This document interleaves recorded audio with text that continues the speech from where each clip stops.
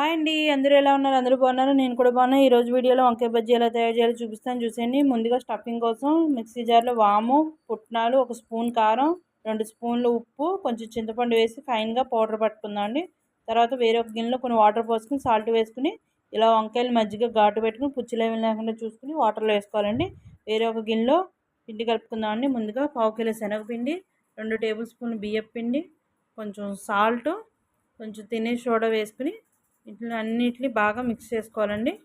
ఇలా మిక్స్ చేసుకున్న తర్వాత కొంచెం కొంచెంగా వాటర్ పోసుకుని పిండిని ఈ విధంగా కలుపుకోవాలండి. చూస్తున్నారు కదా, ఈ విధంగా కలుపుకొని ముందుగా కట్ చేసుకున్న వంకాయలు ఉన్నాయి కదండి, ఆయిల్ హీట్ చేసుకుని ఆయిల్లో వేసుకుని ఒక 50% వరకు బాగా వేయించేసుకోవాలండి.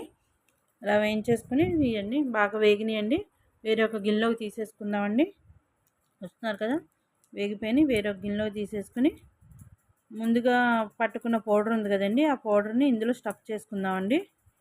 మొత్తం స్టఫ్ చేసుకుని పక్కకు పెట్టుకుందామండి.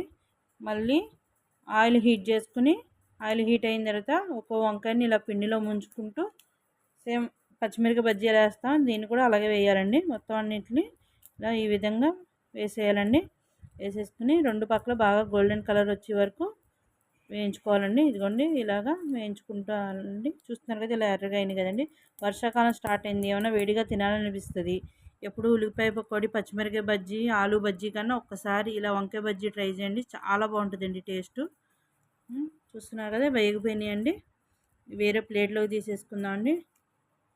మొత్తం అన్ని ప్లేట్లోకి తీసుకుని మధ్యలో చూసారా కట్ చేయగానే స్టఫింగ్ ఎలా కనిపిస్తుందో మనకి. ముందుగా సన్నగా కట్ చేసుకున్న ఉల్లిపాయలని ఈ మధ్యలో స్టఫ్ చేసుకోండి.